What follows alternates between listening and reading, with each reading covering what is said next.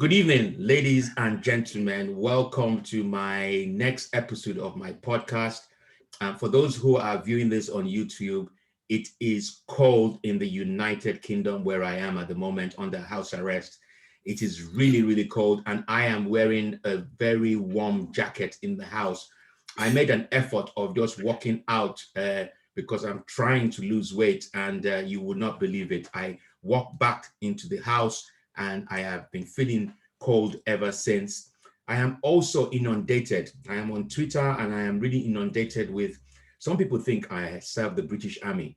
So they have been sending me messages congratulating me because Scotland, where they've had successes in vaccinations, the British Army is being congratulated. And people have been writing to me, so well done for what you're doing in Scotland.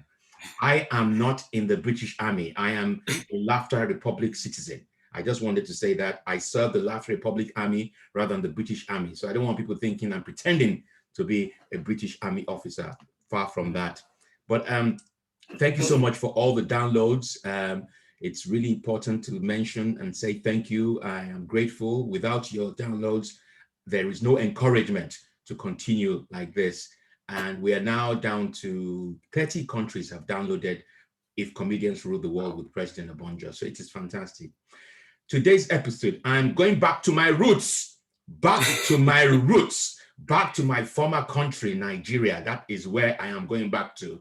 And look, like I said to you guys, I have met so many people along the way when I started my presidency and my comedy journey. And there's one person in particular who I hold very dearly. And I say hold very dearly because what I do is very strange to a number of people in my community. It's not the typical Nigerian comedy. And when you meet fellow Nigerians who support you, you've got to hold on to them like a thread. You have to hold them onto them. I want to introduce you to Richard Olatunde Baker. Olatunde Baker. He is a percussionist, a producer, a teacher, instrument supplier. You see, Nigerians, they have various, they put their hands in everything. Yeah, producer, teacher, instrumental teacher, and percussionist. They do everything. He is renowned for his sessions and performances with acclaimed African jazz and electronic artists around the globe.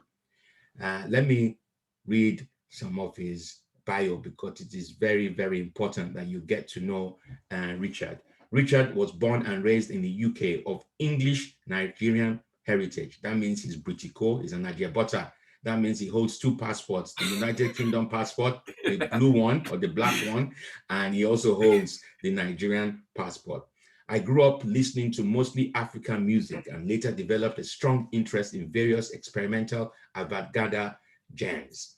My musical journey began at the age of 11 when he was self-taught. He self-taught himself guitar, although I naturally gravitated towards drums during my early 20s. And actually, when I met Richard many, many years ago, I was really curious to see, I didn't even know he had other things he was doing, but I just thought, how is he earning a living by just drumming, And, and it's really important not to be prejudiced in any shape or form, but because I was raised in Nigeria and I went to some really some places in Nigeria where they make drums and they beat the drums. I always saw them as artists, but artists who will, in one way, how do they make a living? So I just didn't understand how it worked for him. But he definitely, when you think about it, we are in the United Kingdom and there are lots of Africans in the United Kingdom. And with the fact that we have to make sure we go back to our roots, we have to be woke, as they say, you can't be Oyibo, and when I mean Oyibo, a white person for the rest of your life, especially those who have hope. You need to go back to your roots. So I can see how Richard is definitely making a living out of this. And he's worked with many African I can't pronounce it properly, percussionists in the 90s. My drumming foundations are firmly rooted in playing frequently at all night African community events, as well as in African theaters. Notably, I'm an accomplished studio engineer producer, having originally trained at London's Old Matrix Studios network. Look, the list is endless.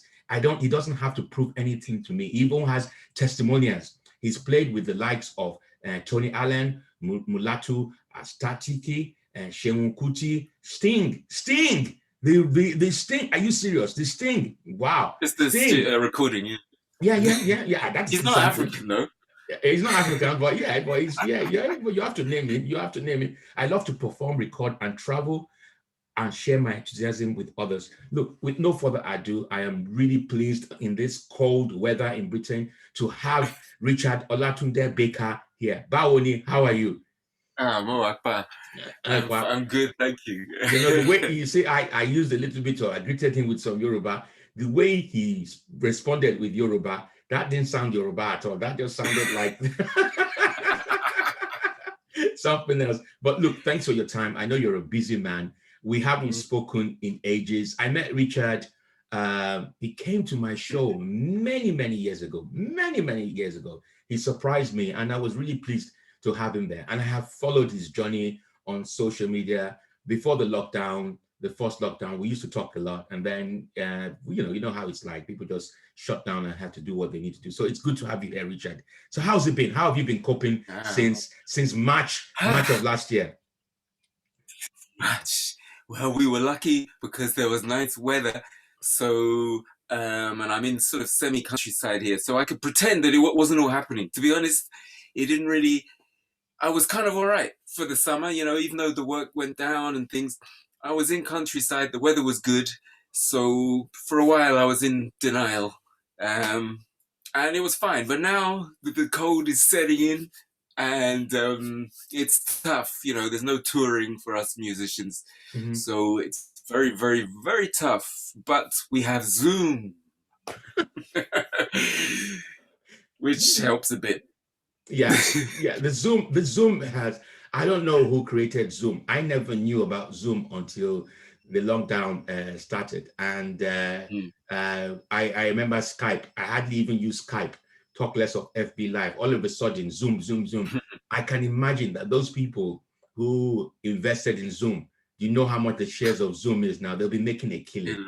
And what's really interesting, as far as I'm concerned, is the fact that people are making a killing during this lockdown. It's just unbelievable.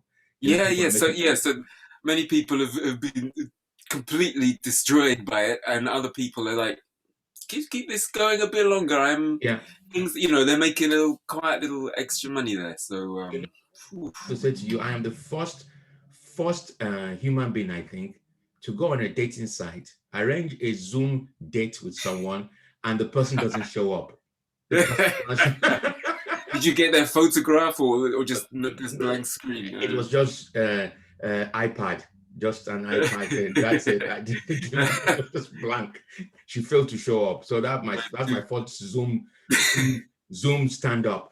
But on a serious note, you have a lot of things going on for you. You've got lots of projects, and I have to say, normally with my guests, I would say I'm disappointed that they don't have my poster behind them. But you have what is almost, I'm sure it's very African. There's that big thing there. Is that a drum? Oh, that's that's actually a South African ngoma drum. Do you want me to get it out, or is it heavy? It's not too heavy. It's just very big. Oh dear. Okay. Wow. It's one of these drums that's kind of like ornamental, but I do like to play it sometimes. Okay. So how many drums do you have? I don't know. Really? I don't know. Well, it would be hundreds. Okay. Definitely. Yeah. Not thousands, hundreds. Yeah. Wow. Okay. So you have 100. Let's start with your drums. So you have 100 drums. No, hundreds. Yeah. Okay, hundreds. Yeah. That's like almost 1,000. Not up to 1,000 though. Okay. Yeah.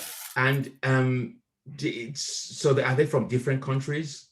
Yeah, they're doing. Yeah. So I mean, obviously, I specialize in Nigerian drums, but I mean, yeah, we've got this South African one here. I've got some Namibian ngoma. I've got some Zambian, because I like the big ones as well. Some Yoruba drums, some Ghanaian drums. All kind of. Yeah, it's like a. I'm not a hoarder, but I'm close to it. Okay. Yeah. So which one is your favorite? Oh, you know, of course, my favorite is the Yoruba talking Okay. drum. Okay. Yeah. That's why I only ever wanted to drum was to play. I wanted to play these drums. That was the only thing, and then I found myself playing others. But that was it. I just wanted to play talking drum, nothing else. So tell us, for those of us who don't know, because this podcast has been listened all over the world and will be viewed by people on YouTube as well. The talking drum, what is that all about? Because for me, yes, I was raised in Nigeria briefly, and from Akure, and I used to go to Nigerian parties, where my father's parties, where I would just see people playing with it. I never really understood it, but I just love the sound of the drum, but I never really appreciated what it was like. So tell us a little bit, for those of us who need to be educated on talking drum. Well, yeah, I mean, I used to also hear, because my dad had all these records, I would hear the drum, but I didn't know what it looked like, for years. I just hear this, because I love this sound. So, and then, because it's called the talking drum, it became obvious that it's not just making nice sounds, which of course it does, but we're actually saying things. And how do people understand? Because it's a tonal language, because there's thousands of proverbs which are kind of laid there as, so embedded in the culture. There's also new proverbs, there's phrases, which so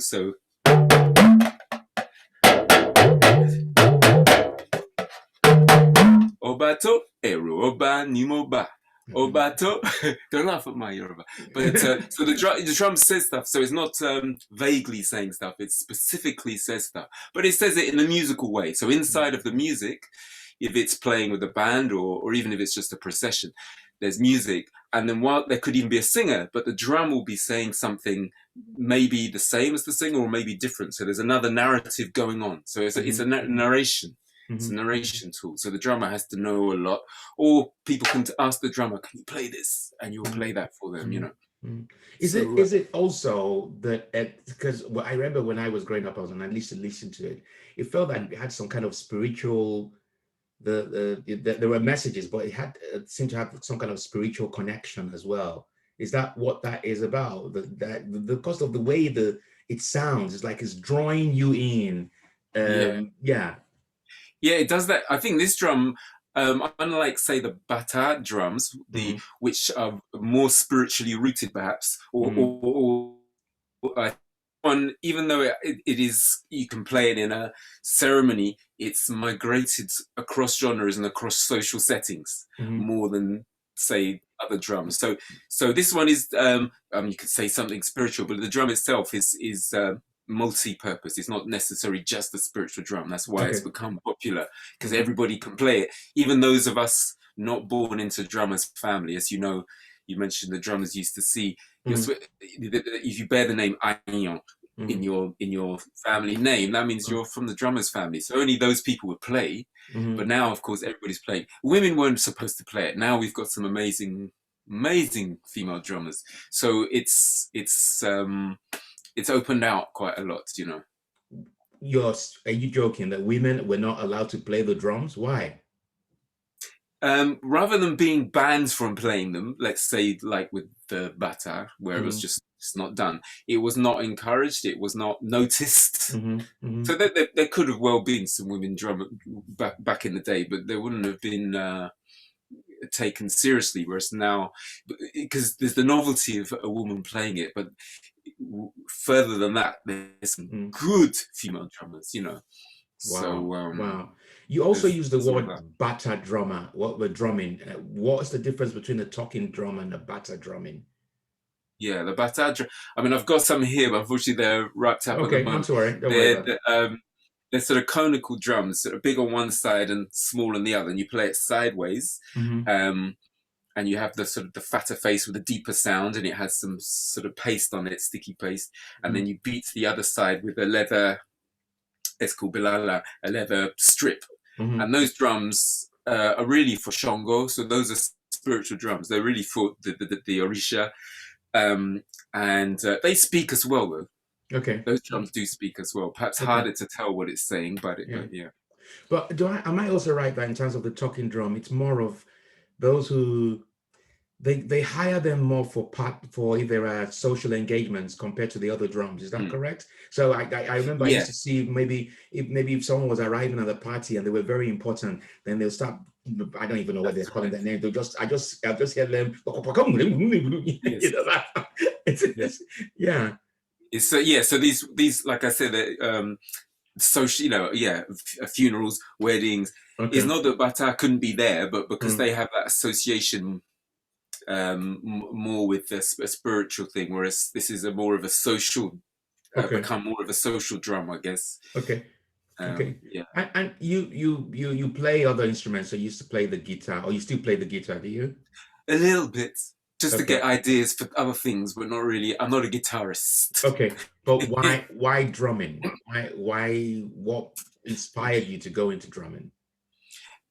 Well, I think it was inevitable because I grew up in. If I should give my age away, I grew up a long time ago Okay. when when in UK African drums were like it wasn't cool. It wasn't sort of known about much. Mm-hmm. And but I grew up listening to all kind of music, not Mm-hmm. just from Nigeria, from all parts of Africa. Mm-hmm. So that was just like there. Meantime, I was going to school in England with people who had no idea about this sort of Mm-hmm. other part of my life. Mm-hmm. Um, and so when I moved in into London, I left home and obviously moved to London. That's when I started experimenting with stuff, Mm-hmm. and it was just something I had in me from when I was a little boy, and I wanted to now play these things that I Mm-hmm. spent my time listening to. I never played them when I was a kid. Mm-hmm. So I was kind of playing catch up. Okay. How did your parents respond? So you started like I know you don't want to tell me your age, but you started playing, but you started playing at a very young age. Is that correct? Or you were playing around? I played a bit late. No, I started 20, Okay, so you started. 20 something. Yeah. So how do they? And when did you decide that you were going to do this full time and not be a lawyer or teacher or engineer or doctor? And Yeah, I already know I didn't want to be one of those. But mm, um, yeah, when after a couple of years of playing it, but I didn't know how. I remember telling even my first teacher and saying, I want to play these drums. I want to do this. I want to make mm, music." And it's just like, but how am I gonna live? How are you gonna get paid to do mm, this? And if you mm, do, you'll get paid once, and then when's the next job? So I mm, had no pathway laid out for me mm. to find it. Oh, yeah, just like any other thing that you want to do. And your Yeah, parents yeah. were they happy that you were doing this at the age that age? No, but but they were also they were always supportive. So Okay, they obviously didn't understand or like what I was doing, but they didn't try to stop me. okay. Except for when I went to start, when I was trying to now, when I went to uni, I wanted to Mm, study music at least to sort of have some, and they didn't let me do that. okay. So So I you're had to telling do. me this is all self-taught. Yeah, but then I found teachers. I found people. Okay. Like I was, you know what? I was so lucky. I've some of the records I used to listen to Mm-hmm. back in the day. You have the big 12-inch. You look at the sleeve and read. Mm-hmm. I got to play with those people. I got taught by some of them. Some Yeah. of the guys who played with Ebenezer Obey or Mm-hmm. Sunny Ade, Mm-hmm. or Ayan the First who plays with Salawa Mm-hmm. Abeni. So that was lucky. Mm-hmm. Or I don't know, I just found them, So Okay. in London, everybody is there anyway. Yeah. And Yeah. also, So. what I do remember, because obviously I left Nigeria, arrived in the UK in the mid 80s, and then I really lost contact with that drumming side of it until when the South African band came to the UK and they were touring, and I could hear Okay. them beat the drums. They weren't talking drums, but they were just really those, I don't know what they call them, but they were just so wonderful to Sure. hear. And I just thought, oh wow, I used Mm, to listen to, I appreciated this side of me, and then I've yeah. lost it in a way.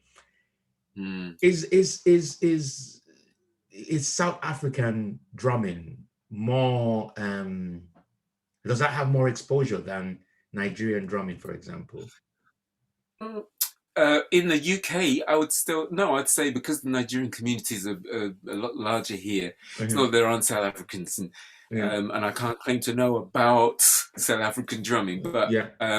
no, I'd say that the Nigerian drumming is there's more of it here, Okay. um, because of the social scene. The Nigerian scene is, there's, and the churches, of course. We Okay. shouldn't forget that the white garment churches Mhm. are responsible for the keeping the talking drums alive, amongst Okay. other things. When you say white garment So churches, there's that. what do you mean by white These garment churches? Sele, Okay. Okay. Okay. Seraphim, Okay. Cherubim. Oh, Yeah. okay. Oh, okay. Yeah, yeah. I mean, amongst other things, but you look at it and you think, yeah, it's a talking drum festival. Wow. So you Apart say from worship. yeah, okay. So you have your Nigerian market, but are you also do you have white audiences as well? Oh, I see. For Yeah, what I what do, you do, yeah. yeah. I mean, because I've put myself out as a percussionist, so I do play lots of other instruments. So, Okay. but I keep it. I do what I do and I like it. So I have my kind of niche. I don't do pop music or anything like that, really. Okay, So cool. it's not that there wouldn't be white audience, because the African music of different sorts is Mhm. is so much more globally known about and bought, that the market is there. So Mhm. yeah, and same with my instrument sales, because I sell instruments to all kind of percussionists. So some top percussionists who do some of these big pop gigs and that. Mhm. So yeah, there is a white audience as well. Yeah, for Okay. sure. Okay. Yeah. Mm. So you, do you where do you get the drums from? Do you make the drums or did you export them or is it export? Yeah. Imports. Yeah, Import, yeah, sorry, import them. Do you import them yeah. into the UK? Yes, I import a lot of stuff from Nigeria, Benin, Togo, Ghana. Got some stuff from Tanzania. But I also do a lot of I don't do the woodwork, Uh-huh. but I'll do the skinning of the drum, the stitching of the drum. I didn't do this particular one, but do the Okay. stitching of the drums, and other instruments, shekere and Uh-huh. the Yeah. bells. And so yeah, I make stuff and all repair, because with these instruments you have to keep them refreshed. So put a new skin every 6 months, or it depends. Okay. So I'm Wow. involved with that. Mm. Wow. I was just so happy to be doing it, because originally I wasn't going to do it as the instrument sales part, apart Yeah. from performing. I wasn't going to do that as a business. So I had no interest, and people were saying you should do it, and I'm like, I just want to play them. And then I realized, well, if I'm going to spread, there's an issue with, or was an issue with respect for Mhm. these instruments, Mhm. because everybody likes the Latin. Percussion, the Mhm. congas and the bongos and the Yeah. timbales, which are great. Mhm. They're amazing. But there's Mhm. a kind of inherent disrespect for a lot of African instruments, and people think they can treat them anyhow, or Yeah. it should somehow be really cheap. Should be Mhm. like fair trade prices. Can I give you a fiver for it, mate? It's just like, hang on a minute. This is a crafted instrument Yeah. from a Yeah. from a highly skilled craftsperson. So Mhm. what I set up for myself was to actually kind of help contribute to getting these instruments up in the scale of how people view Mhm. African instruments, and Mhm. obviously that will filter to how people hopefully respect Africans Yeah. Yeah. Yeah. and African cultures. Do you think you're missing a trick? Because what's really interesting about music in general, especially Afro beats, and I'm not talking about Fela Anikulapo Kuti, I'm talking about the likes of Burna Yes. Boy and all these. Yeah, Yeah, yeah, yeah. yeah. Is how that market has really grown. It's just a different ball game entirely. Davido, Yeah. you can name them Yeah. all. They're all over, and they Mhm. become internationally recognized, and they're successful. And you wrote off, oh, I don't do the pop bit of it. But don't you think that? Don't you think this is me just thinking aloud? Don't you think that probably you're missing a trick in terms of Oh, introducing drums into pop? when I say pop, I guess I was probably talking about the whites, because funny enough, I got the call for that. The Burna Boy, the Wembley gig. Oh I got yeah. the call. I mean, they called all the talking drummers actually. I Okay. didn't get it in the end, but Mm. so Burna Boy brought talking drummers on to his Oh, stage. If you excellent. see, I don't know if you're at that show, if you see clips of it, he brought talking drummers on because Excellent. he's one of the people who not the only one, but he wanted to show, yeah, we're doing this, but this Yeah, is where we're from. This is exactly, so exactly. no, I rate the guy, you know. Okay. So when I say I don't do pop, I would have done that one. Burna Boy, if you're there, I can still play for you, Burna Boy. You know, but Yeah. So yeah, and I think yeah. I was probably talking about, you know, the sort of I don't know, I don't want to slag anybody off or name any names, but mainstream pop is just not really my thing. Look, and this is not about slagging, but I fully understand that you have values and integrity. There are things that guide Mm, you, and you've got mm, standards, just as similar as I wouldn't just do any comedy. You know, I have to do comedy that's intelligent, you know, that has a message. mm. Yeah, so I Yeah, can yeah. understand where you're coming from, and you don't want to lower your standards. So we're just asking a question in terms of things that might happen in the future in terms of your drumming. So Mm. that's really interesting in terms of the drums. I certainly remember going to Camden Market a while back, just before the pandemic, and I took a walk because that's where I get my army uniforms. And I saw some drums. I saw people selling drums, and I didn't realize that those drums were so cheap. The way they, but I actually got offended. This is what pisses me. This is what I get offended when I see people who don't know anything about Africa selling African artifacts. Okay. That Yeah, really I know that feeling. pisses Having me said off. that, having said that, I set up a stall as well because I have got my online shop, but every once in a while I've done a stall. And even though I see what you're saying, there's some people who look at me and see Oyibo and they'll just come up to me, what do you know? Can you play it? And then I'll pick it up and I'll play something from, you know, Musilu or whatever, some sort of Akpala thing. And they're like, oh. So yeah, I wouldn't do that if I didn't know a bit about it. I don't claim Yeah, to know it all, but that's why I'm doing it, because I don't want it to be this thing. Oh, he's got this little thing from Africa, you know. yeah. No. Because that's going to affect a lot of other things. I'm not saying all Africans have to be drummers or something. It's just that if you spit on your own heritage, it will come back. Someone else will pick it up Yeah. and take it and carry it away.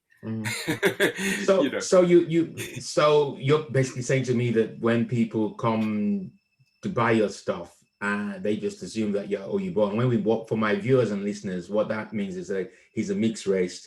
So is it who's white between your parents? Is it your mother or your father? Actually, here's the funny thing. I was talking about my dad and the records, you know, he had all this music. He's Oyibo. My Okay. mum is Yoruba. Mm. Wow. Wow. So it was the opposite of what you expect. So it's good, like it's too much for people to understand. So But you need to explain that, because that's I need to I need to dwell more on a lifetime of explaining myself. I can't. So, okay. but No, no, I'm not I will today. Yeah. But so what made him enjoy that kind of music? Was it because of your mom or? No. He was, yeah. Before he met, he was just one of these people who was fascinated with many other cultures other than English, but Yeah. he was fixated on all kind of African music. In fact, he probably knew more about East Africa than West Africa, Okay. but his honestly, we had Egyptian, we had, as I said, South African, a lot of Zulu stuff, Tanzania, Nigerian stuff. I mean, he was just fascinated. There was when Stern's Records, who are still going now, but Stern's Records used to be a shop in what's that tube station next to the one after? Is it Dean Street, or I can't remember. There's a tube station where Stern's Records used to be this little shop next to, you know, and so he was one of the people who'd go there and just buy like in, you know, in the 60s, you know, in the late 50s. So and it was just there in our house, so you know, there's no way we wouldn't be affected by it. Wow. So you also mentioned you have, how many talking drummers do you have in the UK? Talking drummers in the UK is plenty. Oh wow, there's talking drummers here, like, and they're sprouting up, you know, they're starting from 6-7 years old, as they should be. And you know, one example would be this guy Moses, he's a YouTube sensation as like a 7-year-old. This little boy, did you know? He's like in his, you know, early 20s now. It's a fantastic drummer. So there's so much talent grown here, even in Yeah. UK. You know? So how do you know? Because there are talking drummers and they're talking drummers. How do you know that someone is an excellent talking drummer? Well, the accuracy of their playing in terms of their intonation, Okay. if they know what to say, if they're Mhm. saying anything at Yeah. all, or whether they're just making noise. You know, I remember the first time I tried a solo, and so yeah, very, very, very good, very good. But you know, if you're not saying anything, Mhm. you're just making noise. Mhm. So, you know, and then I took it upon myself to make sure I was learning, because it's like, yeah, this drum isn't supposed to be a decoration. In fact, all drums are talking drums. All drums are talking drums. So a drummer should have something to say, Mhm. you know, other than just bang, bang, bang, bang. So I will put this to you, and before we end the podcast interview, but something you need to consider, because I don't know whether you ever played a drum for a president before. Um, yes or no? You, I think I played for you once, but no, I No, haven't. no, no, you haven't. Yeah, and I have a national anthem for Laughter Republic.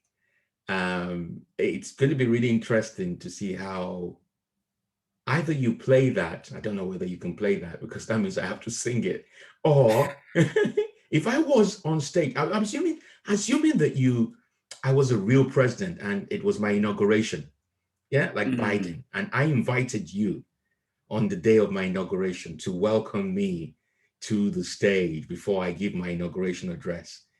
What would you play? It would be that obato. I mean, there's a couple of ways to do it. So there's a.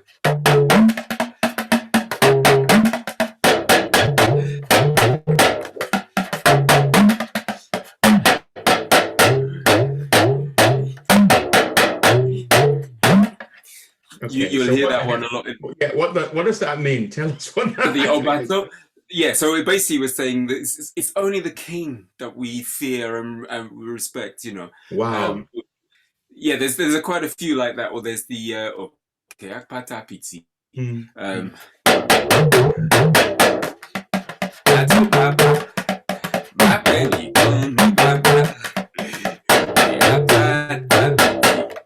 So all kind of sort of grovelly stuff like that. Okay, grovelly stuff. And then So, you have to spray. You have to spray me. Yeah, I have to spray you, and I don't believe in spraying. So spraying, folks, is in Nigerian parties, you flaunt your money by spraying the musician. The musician might call your name, or President Obonjo of Laughter Republic, and the more he calls your name, the more you get the money out, because he wants money from you, and you put it on his forehead. I have to ask you. I have to ask you that obviously when you play to perhaps people who have never heard a talking drummer play, or they've never been exposed to that type of drumming. Do you get a response? Do you get a sense of how they're responding, that they're enjoying it, or they're just thinking, what the hell is this? Yeah. So no, you're very right, because some people will love the sound of the drum, the aesthetics of, and it'll be amazing. And sometimes you might have to do something.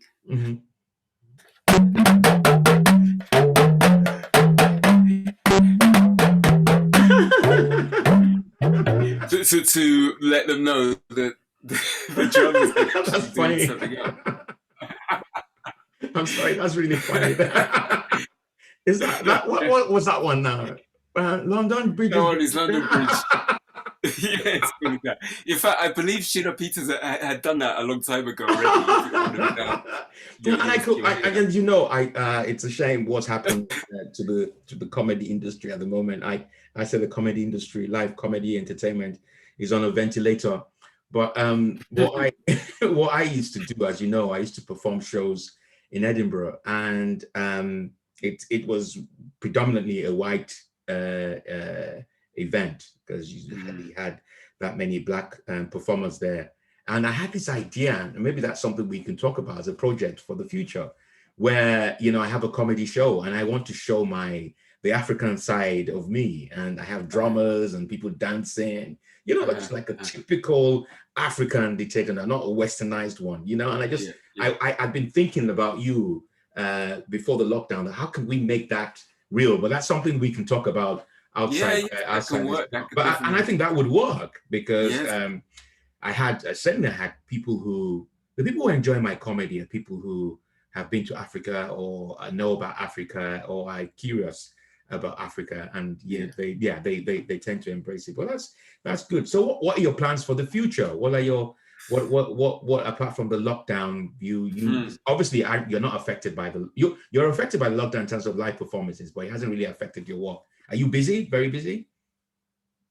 I'm starting to get busy again now. So because it's almost like everybody's now starting to have to adjust. There's more people are now adjusting. So like yourself, doing Zoom performances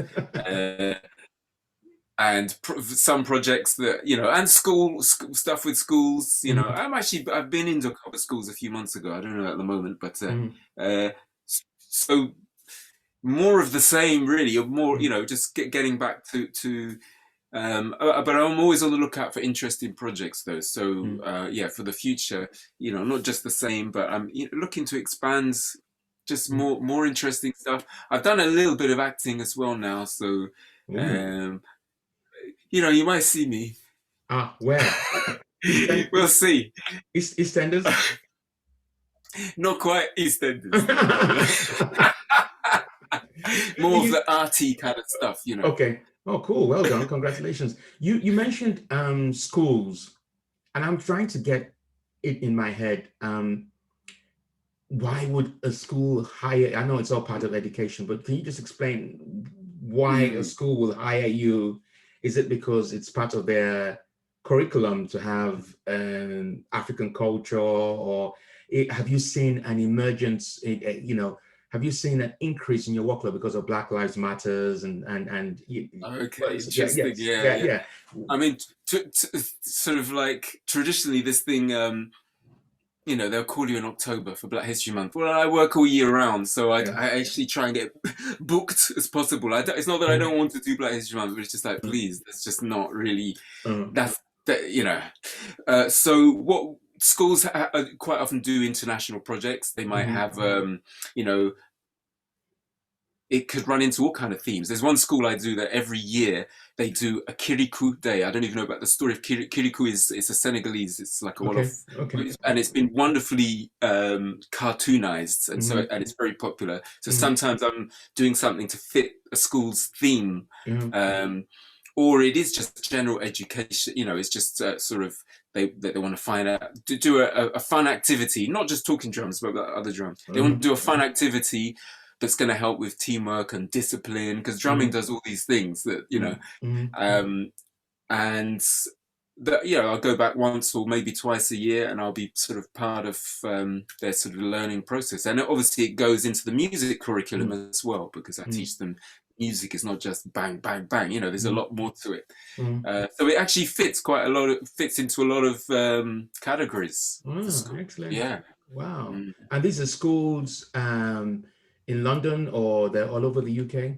All over the UK, yeah. I used to just look at London. Now I go everywhere, yeah. Wow. And all kinds of schools as well. A lot of, what do they call them? SEN, special needs schools. Referral centres as well. Because it just fits into so many categories for what the needs of young people are. And so, yeah, all kind of schools. And staff as well. Sometimes I'm doing a staff meeting, and it fits to their, whatever it is, that, you know, their theme of teamwork or whatever. Wow. So you could be maybe one day you could be invited to a cabinet meeting, maybe a Cobra meeting. Exactly. Yeah. Wow, that is really, really interesting, which is what I thought it would be. There's a theater company called the Iroko Theater. Iroko. I've worked with Iroko for about 15 years. Yeah, wow. I know Iroko very, very well. Oh, wow. I mean, they've been part of my development, because we've done all kind of, in fact, the most recent project I did with them was Speaking Without Voice. Okay. And included a lot of work on the talking drum, working with communities, doing recordings. Yes, so Iroko have been a really important part of my personal work. Is that, you know, Wow. they're on this very similar path. Mm. And Yeah. what have been the challenges for you? The challenge is, well, like you said at the very beginning, how do you make a living from doing something that some people think is a hobby? You know, Mm, keeping yourself busy, and not, you know, and being able to plan mm, ahead. That's those are the sort of main challenges. Probably those are challenges of a lot of musicians anyway. yeah, But yeah. with what I'm doing as well, when you do get in, then some people are like, yeah, but what do we need the talking drum for? You know, so Mm, you've got to sort of find a way to, you know, because I'm on a mission to make these instruments be everywhere, not yeah. just like at a special time when they say now it's time for Africa. No, no, no. I want this thing there all the time. Mm-hmm, So that's a challenge. That's my ongoing challenge. mm-hmm, Is working out. mm-hmm. It's working out. We're getting there. Good, good, good, Yeah. good, good. And what the lockdown eases, what then happens to you? You know, in When the terms of lockdown eases, well, hopefully I'll be rolling my suitcase into another hotel room back on tour. But yeah, well, I see some of your videos where you just arrived at the hotel and you you have your suitcase. I found myself doing it so much, I just made it into a series, you know, and I had Yeah, one like multi-screen. I think there was yeah, about yeah, yeah, yeah, 15 yeah, of yeah. suitcases going because yeah, I love it. I was touring a lot. Yeah. Tell me about your live performances. What do you miss about it? Oh man, it's the audience, isn't it? It's that feeling of, because I'm very lucky. I play in front of thousands of people. You know, I Mhm. don't mind. I do small gigs as well, but Yeah. sometimes you suddenly I'm at WOMAD or whatever, and it's like Mm, 20,000 people, and rather than being nervous, mhm. they're a little bit of nervous. That that synergy or whatever you want to call it with an Yeah. audience, as you know, Yeah. engagement with an audience, you know, that's what we live for, Mm, performance, to get that feedback, to see people doing whatever it is, whether they're dancing or mm, clapping or just close their eyes and going like that, whatever, you know that you're touching them, and mm, also your performance is affected by seeing them, because yeah, I'll do this anyway, mm. but it's nice to know that this thing that I'm enjoying, oh right, you're enjoying it too. Wow, that makes me want to work harder. So that two-way thing, so important. And when you don't have that, it's hard. Then how do you know? How do you know that they're enjoying it? Is they do they? How do they react to you? Do they dance or do they sing? Or Yeah, actually depends on which country. And after a while, I've worked out certain countries that don't respond. But then when you speak to them afterwards, oh, that was changed my life. And I think like, but you were just sitting there. I don't know if I should name countries because that we could get into stereotypes. But there's yeah, certain countries in the northern hemisphere where yeah, the yeah, people don't apparently seem to be responding, and yeah. they absolutely loved it. And then Mm, the obvious places where you know people show their emotions, so you yeah, know what's going on with that, and yeah, you yeah. also know if they don't like it, they're going to throw something at you. But you know, free expression. Yeah, yeah, yeah. And So so I hear you because I've been to places where I have performed and I at times don't get the reaction that I expect. I expect loud laughs. I don't get it. And then I would say that there are some middle class areas I've been to where they're so rich that they don't fart. They don't want to laugh. yeah. Yeah.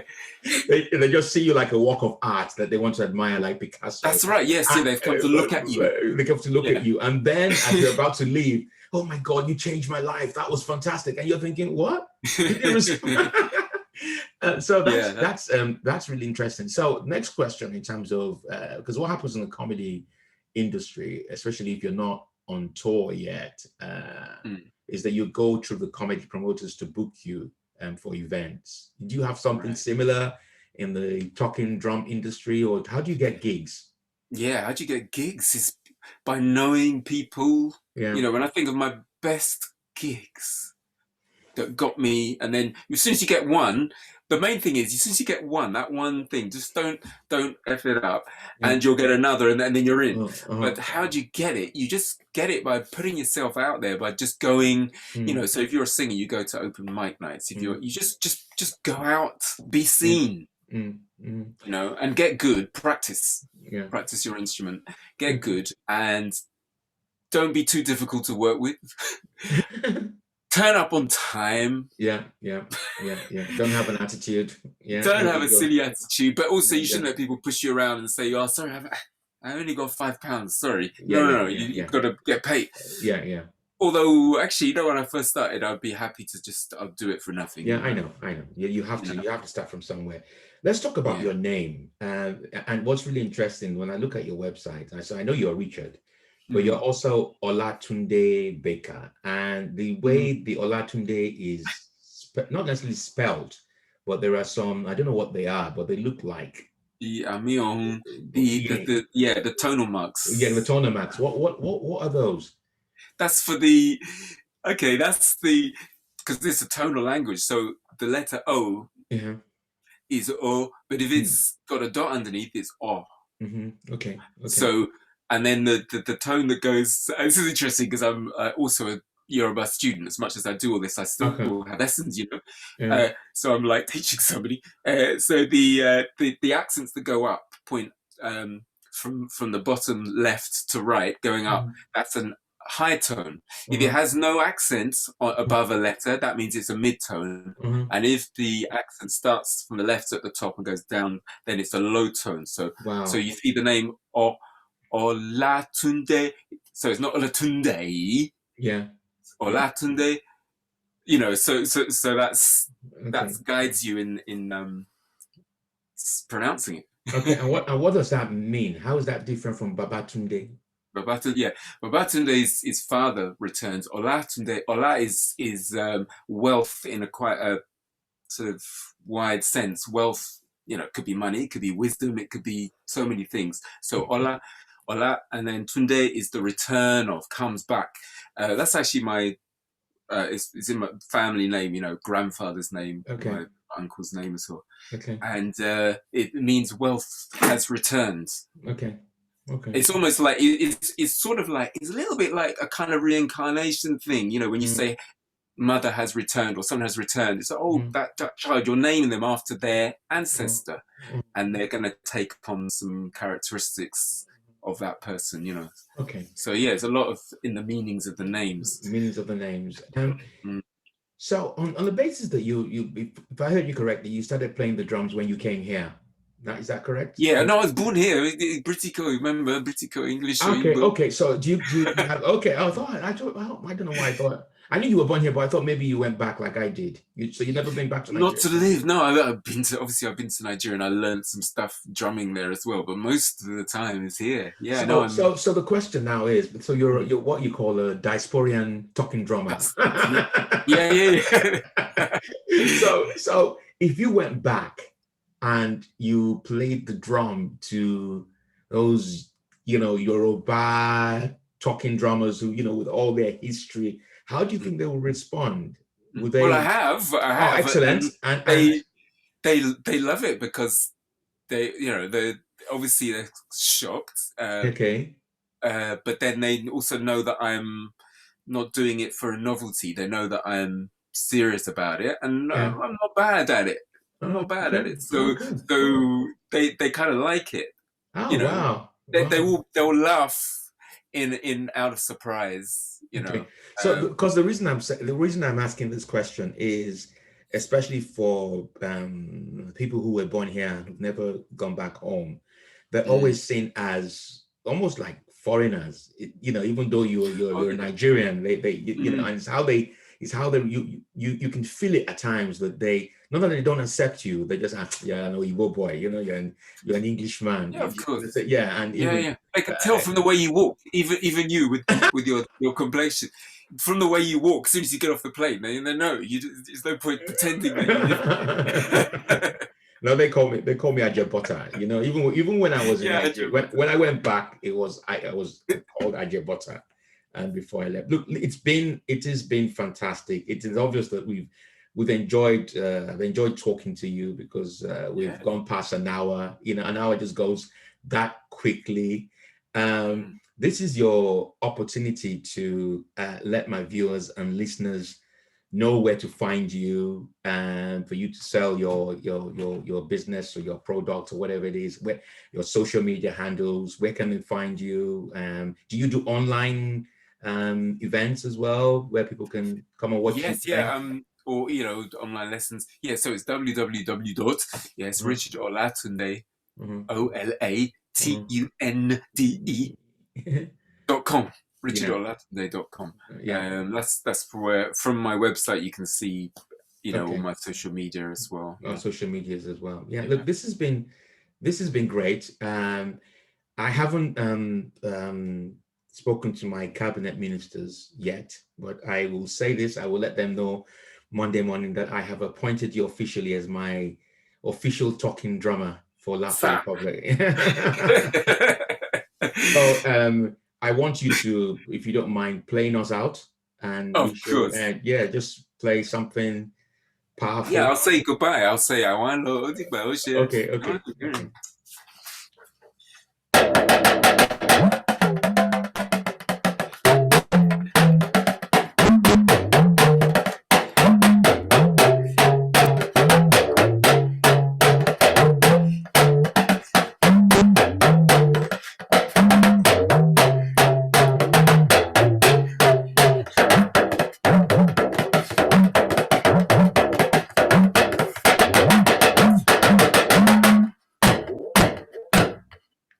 Wow, thank you so much.